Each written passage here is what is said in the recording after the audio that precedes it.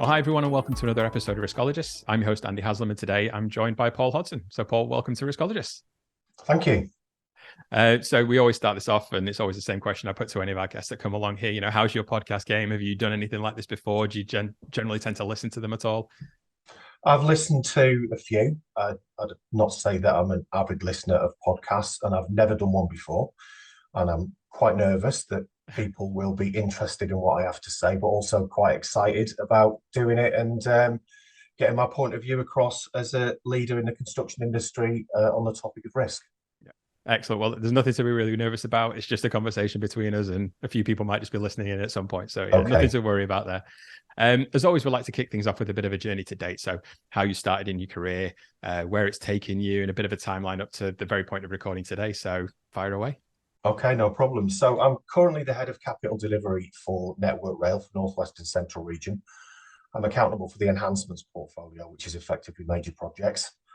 So really, really great job. But it all started 30 years ago, 1993, when I started off as a junior engineer in the bridges department of the civil engineering group in BR. Did a few years in that space and then moved into project management about 5 years later, and decided that I was going to do part-time study, did a degree, did a master's degree in construction project management, became chartered. And then for the last 25 years, I've mostly worked in projects.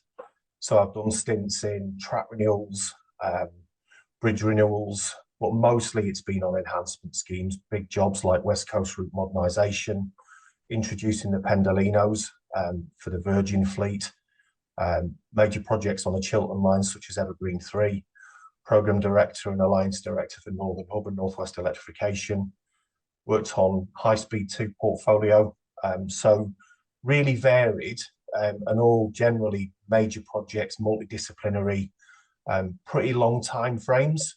So not many projects that are kind of a year long start to finish. They're all in concept and design and feasibility for some of them up to several years, and then planning and executing them and closing them out and handing back to the end user. So lots of varied experience over many, many years. And I keep migrating back to the major projects environment because I love it.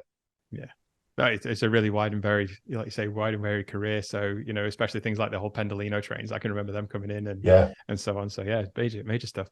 Before we get stuck into the topic in a little bit more detail, as often as after all, this is a risk management podcast, just briefly, what has your experience been with risk management over your career, and what sort of relationship have you had with it? Okay, so in my early career, I probably, if I'm honest, didn't really understand it. Mm-hmm. That probably went on for about 10 years. And I saw it as a means to an end with regards to getting permission to do things. So if the computer said yes, you could carry on. Mm-hmm. And if the computer said no, you couldn't carry on. And if you got a no, then the attitude back then was, we'll make it say yes. Do whatever you need to do to get permission to carry on, whether that be in a blockade situation where we're shutting the railway for a couple of weeks, or we're shutting it down for a weekend, or we're doing a project and we want to get funding and we've got to say that we've got to be able to finish it on time and all that kind of stuff. So really quite naive. And obviously that sets you up to fail. If you fudge it and end up just making the computer say yes, then you create loads of difficulties for yourself further down the line. And then in about 2004, I was managing a major project on West Coast Route modernisation called 𝘗𝘩𝘴𝘁, which was Crewe up to the kind of Warrington area and turning off left at Liverpool. And I was allocated a dedicated risk and value manager in the team.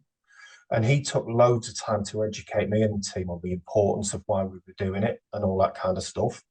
And the work that he did enabled us to really get it and to start having some really high quality dialogue with some of our key stakeholders around the probability of success, what needed to be true to make it successful.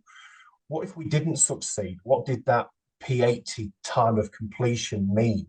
Did it mean that we were going to overshoot a weekend possession by 30 minutes? Or did it mean we were going to delay the implementation of the entire program by 2 years? And all of that knowledge enables us to reshape the project and reshape weekends and all that kind of stuff. And really, really valuable. And that's stuck with me ever since. And one of the first appointments I always look to make is to have a really high quality risk and value manager in the team. Excellent. Well, it's great, like you say, to see the benefit realized over those years, and really seeing the benefit from it. Well, brilliant. Thanks for that, Paul. So kind of introducing the topic a bit, as everyone can already tell from the title of the episode, today we're going to be discussing QSRA, but not just the process itself, which has been covered by a couple of other episodes already. We're going to be looking at what actually comes after the models are done, and how the true benefit can really be realized from doing QSRA. We'll go into this in a little bit more detail shortly, but for the benefit of listeners, could you give us a bit of a brief overview of your experience with QRA then, and when you first came across it, your initial thoughts and how you currently utilize it? Okay, well, when I first came across it properly was what I've just said, about 2004, when I really started to understand it. Been exposed to it before that, but it was quite binary. Computer says yes, computer says no, make it say yes. And an example I can give from those early days is that we had a really crucial signalling commissioning to do, and it was in an access opportunity, which was a long weekend effectively. So we had to strip all of the old signalling out, put the new signalling in, and we needed to commission the signalling. And we did a QRA on that particular program, and it told us that we had about a 60% chance of success, which on the West Coast main line is a complete and not a no-no. Mm-hmm. So we did mitigating actions, we ran the modeling, and we still weren't getting into a place where we could offer our customers a high probability of success, and we couldn't change the access.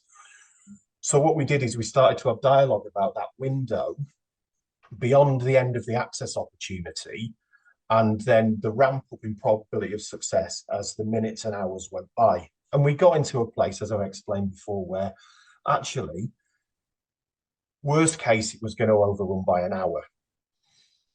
And that had a 95% chance of success. So when we started to talk to the customers about that, they decided that what they would do was that they would rejig the timetable in the morning to give us that extra time without leaving people stranded on stations with absolutely no notice. Mm-hmm. So they would divert the first 2 trains in the morning, or they would put a bus on and that kind of stuff.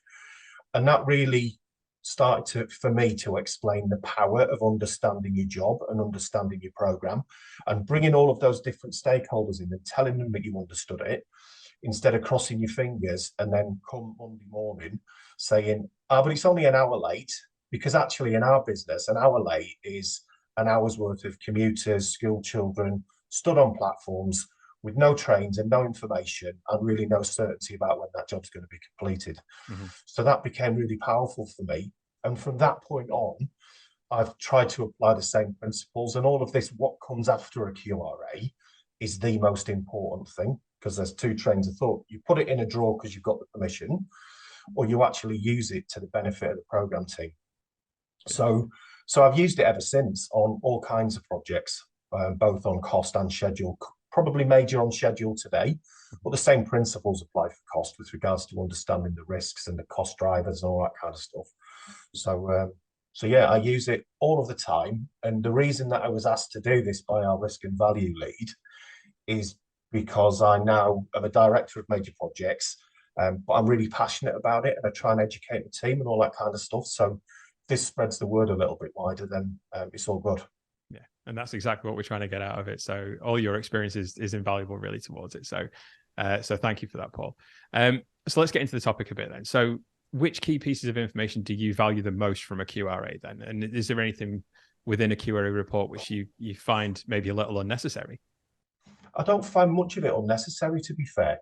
We've pared it down to be relevant. So the P80 date for program success, the P90 time for a possession-related success is what we tend to use. Really like looking at the unmitigated situation. So that's my deterministic program. We don't mitigate any risk. What's it telling me? Because that helps us move into the next phase. Looking at the tornado graphs to see what the biggest risks are, which are driving those timescales or costs out or up. The assumptions that need to be true to make it happen. And then working out a mitigation strategy, which has action owners, time bound, who we need to interface with, at what level in the organisation or the stakeholders world do we need to escalate it to, so it isn't just paid lip service. and then bringing it all to life.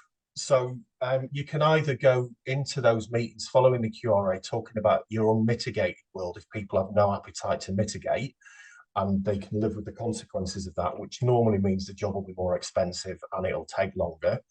Or we can work together across all the different stakeholder groups to proactively mitigate risks, the big risks, and really take ownership of it so that we can watch them in, put the risk behind us, and then drive forward on that post-mitigated plan or cost and drive the program forward to completion.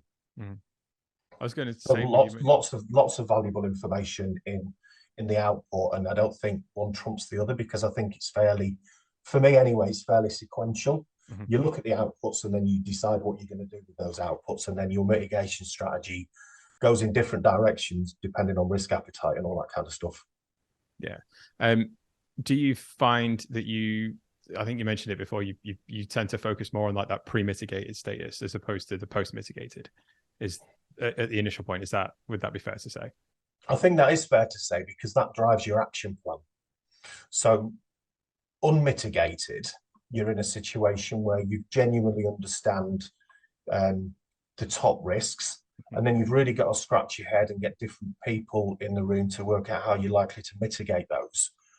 And then you've really got to understand how likely it is that you can mitigate them, because quite often people will put pipe dreams in mitigation strategies that you know are never going to come off.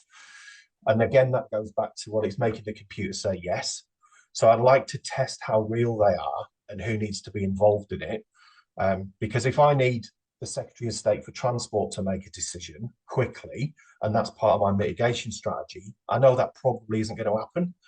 So then it's kind of notching it down a level and say, well, what can we get?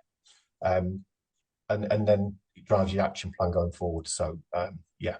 Yeah, it's always good to hear that as well, because obviously the pre-mitigated is normally the more pessimistic version of events, and everybody's normally looking for the more optimistic version to get the most out of it. So it is refreshing to hear that the pre-mitigated status or the exposure of the scheme is actually more beneficial.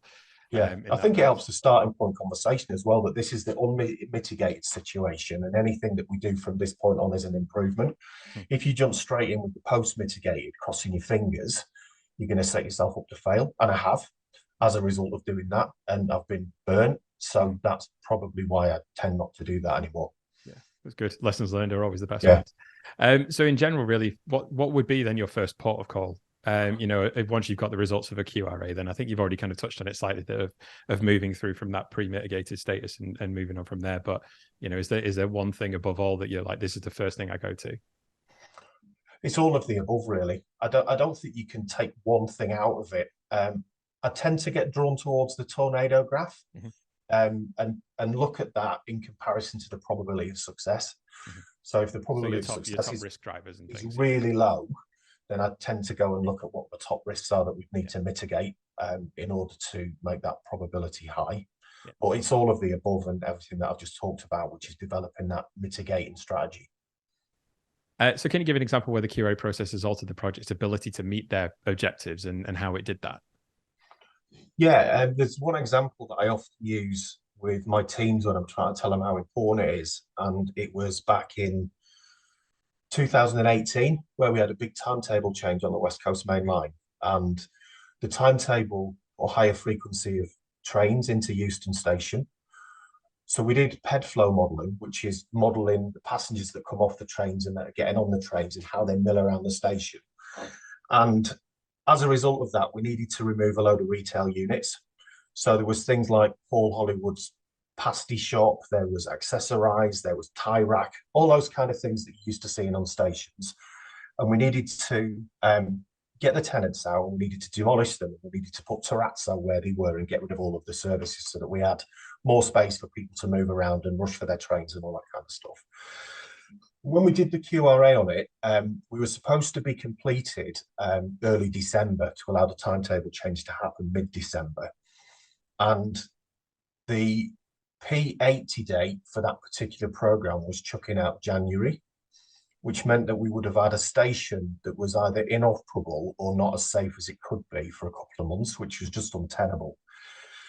So we looked at the tornado graph, and the biggest driver for that uncertainty was getting into a position where we could legally serve notice on the tenants in accordance with the contracts and the leases that we had with them. Because that was normally quite protracted. It was fraught with back and throwing between two sets of solicitors before the director would sign a piece of paper serving the eviction notice.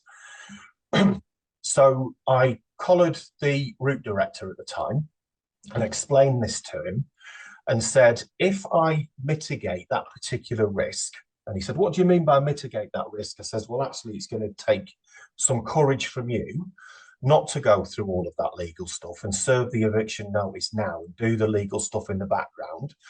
And then if we can't do it, the answer's quite binary, but at least you've served it and at least the clock's ticking. In those circumstances, I can bring the date back to the end of November. So he said, let me think about that. So we went and took a bit of legal counsel, and he came back and he said, you know what, I'm going to do it. And I'm going to do it because you've explained it to me properly. And I now understand that if we don't do it, then I'm looking at a January date, and the pain of that will be far worse than the pain of me taking a small risk and getting those eviction notices served. So he did it. He did it the next day. And as a result of that, the clock was ticking, and we had a date when we knew that those tenants were going to move out and that we could start to mobilise the project team to get in there and start ripping out all of the services, doing the reverse shop fit, demolishing the units, and getting the terrazzo contractor in. And we did it. And we did it on time for the timetable change. And the reason that I use that example is because I brought a non-projects person in who was the director of running the route, running the trains, who really didn't understand that world at all. And if I'd done it in a highly conversational and anecdotal way, he wouldn't have issued that notice. But because I was able to explain to him over the course of an hour of the process that we've been through, that this big outlier risk was what was driving the uncertainty, he was prepared to make that call and do it. So that's a really powerful example for me, and one that I use a lot. And we've used the same technique since. No, it's always great to, we can talk about the benefits of doing this and what comes out of it, till the cows come home. But actually having real life experience and instances like that where it really has made a difference and helps you actually bring the project in on time, which at the end of the day is the main thing that we always want to try and do. It's always like I say, a really powerful thing to have. So thanks for sharing that one, Paul. On one note we've kind of touched on is how the process can affect a business's overall risk appetite. It was mentioned slightly before, but can you go into a little bit more detail about that and how you found it to affect a business's or a client's risk appetite in general? I think it's about more than our business. I think it's about lots of different stakeholders have a part to play in our projects. We have train companies who run trains. We have freight operating companies. We have the government that funds some of our projects. We have third parties that fund some of our projects. Some projects are driven by the introduction of new rolling stock, which might be stuck on a ferry somewhere if we don't get the job finished. Some, it doesn't really matter if we finish a little bit late as long as we communicate it properly. So there's lots and lots of moving parts in our projects. And for me, I think it's about educating everybody about what the risks are so that we can collectively decide what our risk appetite is. And we can either go really gung-ho because the prize is really, really big and work like hell to try and get all of the mitigation plans in place. Or actually, in certain circumstances, we might not want to take any risk at all, and we might want to get ourselves into a position where certainty is more important. So I think the process and the outputs generate that dialogue, that high quality dialogue, and then collectively come to a decision. Another example I'll use in that regard is that we had a railway closed, Settle Carlisle line, because we'd had a landslip, and the job was to build a piled viaduct, which effectively replaced the slipped bank. And the Settle Carlisle Railway was closed while we were doing this. So there was trains that travelled as far north as Appleby and turned around. And people started over time, because this went over several months, to find different ways of travel, and they adjusted their lifestyle accordingly. So there was quite a lot of pressure to get the railway open, like there always is. But there was also, the messaging was really important to the local communities that we could stand by what we told them. so that at the point in time where they wanted to rely on using that train service again, it was going to be there. So in that case, we ended up being a little risk averse and went for a really high probability of success because of the comms and the messaging and the credibility was so important. So the output can take you in loads of different directions with regards to risk appetite, and then you could collectively decide on how you're going to move it forward. Yeah, as always, context is king, I think, is the key for that one.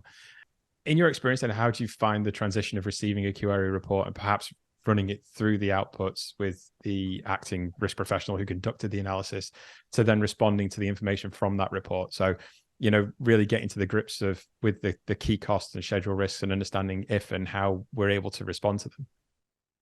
Yeah, I think we've probably touched on this a little bit before, which is to review all of the outputs and the things that need to be true or mitigated. And then trying to identify the people that need to help us do that. Because it's really rare that a project team can mitigate all of the risk on their own, which is a mistake that lots of project teams make. They allocate the risk transfer schedule out amongst the project team, and then they come up against a brick wall when they really try and mitigate it, and they need somebody else to sign it off, or they need somebody else's help. So identifying the key players and at what level in the organization we think they would be able to help us. So I don't like a company name as the mitigation, because if you go in at the wrong level, you might just get the answer that no, we can't do that. Whereas if you go in at the right level, and I don't always mean going to the top, I mean the right level, then you might get people who are prepared to think outside the box a little bit and commit to mitigating risks that maybe somebody more junior in the organization didn't feel empowered to do. So mitigation strategies, assumptions that need to be true, named owners, named timeframes to sort them out, and then watch it in. So have regular progress meetings with those action owners to make sure they're doing what they need to do. And actually inform them of the consequences if they don't do what they promised to do. Yeah. That's definitely another thing that I think gets lost a little bit sometimes. So I think given the amount of time and effort that goes into producing like a robust analysis, particularly a QSRA, I find it interesting when in some instances, organizations will produce a comprehensive report, analyze the outputs, and then seemingly just shelve it. You know, it may or may not be something that you've considered before, but reflecting on what we've discussed and what does a successful post-analysis action plan look like to you? You know, what would you like to hear and or see from the project teams to really feel comfortable that they're doing all that they can to action the information from the QRA report? I'd like them to own the outputs and believe in the outputs. So that means that they've got to go through the process in a robust manner with the right people involved and a hefty amount of challenge and debate, and be realistic about the assumptions that need to be true and the mitigations that need to be applied to make it a success. And then again, it's really getting them to think about the amount of help that's out there. There's so many different groups of people or businesses that can help us achieve our goals. So I'm really interested in seeing action plans that might name somebody from the Department of Transport. It might name for a different risk somebody from the train operating company. It might name, God forbid, the big boss in Network Rail, because we might need that level of support. And being absolutely realistic about the limitations of what the project team on its own can achieve. Because what that enables me to do, once they've escalated those things, is to build on my networks and go around the different businesses and talk to them, like talking to that route director about Euston. My project manager probably wouldn't have been comfortable doing that, but I was fine doing it because that's part of my network, and the conversation was over a cup of coffee and it was totally relaxed. And that's what I'm there for. And my colleagues are there to do the same, and the people in the other businesses are there to do the same. So yeah, I want the team to take it seriously, to respect the outputs, to really try and understand how we can use the outputs and who needs to help us, and then ask for that help. No, that's great, that, Paul. So what would you do in a situation where your mitigation actions are really high risk and but you're still not achieving a high probability of success as what the model's showing it could be? I suppose with an output like that, it's really important to bring the wider stakeholder group into the conversation at that point and get them to understand that if we do progress, with a target completion date or a target budget, then it's going to be fraught with risk and it's going to have a low probability of success. And I would always encourage, for the enjoyment of the individual working on the project, and to keep them engaged throughout and not feel like they were constantly failing, will be that is what generally would drive a rebaselining for me. An educated rebaselining, to rebaseline it into a situation where you, from a cost point of view, you had enough contingency, and from a schedule point of view, you had enough flow and you had enough confidence in the delivery timescales. Because the major projects that I manage are several years long, and if you set off high risk with a concertinaed program and overlapping activities that really shouldn't be overlapping and all that kind of stuff, it's really demoralizing for everybody working on that project, because failure of intermediate milestones or gobbling up your contingency quickly tends to trigger lots of peer reviews, lots of audits, lots of people coming in asking what you need, what you're doing, deep dives, everybody poking their oar in about how you could do it better. And for me, they're the kind of project environments that people want to leave. So if you set them up for success at the beginning, and sometimes it's a really tough conversation to rebaseline a program or ask for a little bit more contingency, but if you do it early enough, before you've wasted the time or before you've wasted the money, I think the people funding the job and the end users are far more receptive to it, and then it sets the team up for success, and they can be as happy as they can be throughout the duration of that program. So that's what I would do in those circumstances. Does that mean that you'd always rather get QRA done as early as possible then within the project? Oh, for sure. Yeah, absolutely. Yeah. And then just the earlier you do it, the better. Yeah. Well, it's like the decisions that you make in the early stages of a project are probably the most beneficial. And QRA is part of that, because that can drive your agreement on the end date. It can drive your agreement on the levels of contingency. It means that you can identify risks early on and start mitigating them early on, instead of watching them happen and going, oh dear, I better spend the money, or that's been flown gone. So yeah, earlier the better. Excellent. Well, thanks again for that, Paul. That's excellent advice as always. Let's start to kind of wrap things up a little bit then. If you were to try and give some advice to risk or project management professionals listening about how QRA can help them to get the most out of their risk management practices in their day-to-day operations, what would you say to them? I would say, if you've listened to this, then you should try and be an early adopter and not leave it 10 years to really understand it like I did. Do a bit of reading. You can Google lots and lots of stuff on the benefits and disbenefits and the methodology of QRAs, both for cost and program. Go and tap your risk advisor or your risk and value manager, or organize them to share their time with you at lunch and learns, all that kind of stuff, and really get under the skin of it and look at examples of where it's benefited the delivery of a project. And don't just see it as something that you need to do. It's not just a tick box. Every project life cycle will have that tick box in it.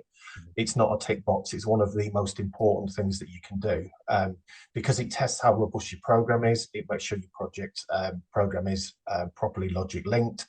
It tells you how much contingency you might need to complete the job and where you should be focusing your attention on your big risks. So it's so important, and never ever fudge the numbers. That's really, such really a simple important thing, doesn't it? But never fudge the numbers, because it will just set you up for failure. I think honesty within it is always one of those things. It's an invaluable part of it, and obviously we always try and press that to all of our clients when we're dealing with it. You've got to try and be honest with it, because like you say, if you're not from the start, you're just going to end up, you're just trying to make the computer say yes. For definite. Going back to what you're saying at the beginning. But amazing. Thanks again for that, Paul. And speaking of advice, regular listeners will know, as we get towards the end of the podcast, we always ask our guests a particular question. And that is, if you could give yourself one piece of advice at the start of your career that you maybe picked up along the way, what would that be? I think it would be to always treat people with respect. I did some learning several years ago about people's different values. And just because somebody's values are different from your own doesn't mean they're not valid values. So I always try and look through their lens to see what angle they're coming from and why they might be responding in a particular way, so that we can try and work together. And treating them with respect on that journey is really important, because particularly now where careers could be 40 or 50 years long, you're going to come across the same folk again. So what you don't want to be doing is having fallen out with somebody several years ago, coming across them again and then being your key sponsor, or you want them to be an advocate, but there's some baggage there where they won't be. So try and be empathetic, look through their lens, and deal with every situation as you find it, taking other people's values into account. Excellent advice there. Yeah, it's a really valid one, and I think everyone can take away with that. So it just leaves me really to start to bring it up to the end of the podcast, and just to really thank you for your time with it today, Paul. It's been fantastic, and loads of things for people to take away from this. So thank you very much for your time in the build up to it and actually recording today. If there's any of the listeners who want to contact you regarding what we've obviously discussed today, how's best for them to get hold of you? It's probably easiest and more controlled if it's through LinkedIn. I'm public on LinkedIn. I'm not a celebrity or anything, so I'm just there. You'll be able to find me, and contact me on LinkedIn if you want to pick my brains or ask me anything. That would be absolutely fine. And I just hope that some of you who've listened to this find my experiences useful. I might have got it wrong. You might jump onto one part of it. You might enjoy the whole lot. But if there's some people out there that get some benefit from it, and it increases the profile of the importance of risk management in program management, then my work here is done. So thanks for the opportunity. Brilliant. It's an absolute pleasure, and that's exactly what we're here for. So I guarantee that someone, everybody's going to get something out of this. So yeah, again, just leaves it for me to say thanks again for your time, for everything, for the recording today, and yeah, for everybody listening, stay tuned for the next episode soon. Thanks very much. Thanks, Andy.